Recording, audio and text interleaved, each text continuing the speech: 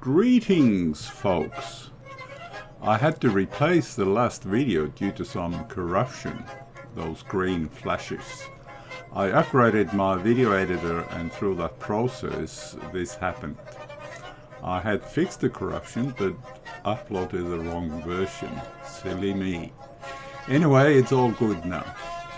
After arriving at the caravan park in Bundaberg, we took a day's rest and just relaxed after a long drive the previous day.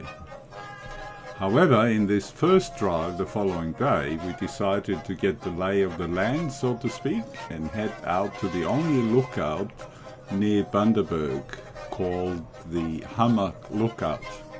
It's located sort of halfway between Bundaberg and the coast where the town of Bargara sits. The Hummock Hill is a weathered remnant of a small volcano that erupted about 1 million years ago. The lava from it flowed down towards the coast and covered the area between the Bargara heads and the Elliott heads. That is the reason for all the basalt rocks along that coastline. The Hummock Hill is about 81 meters above sea level, but only about 64 meters higher than the surrounding land, which, as you can see, is pretty flat.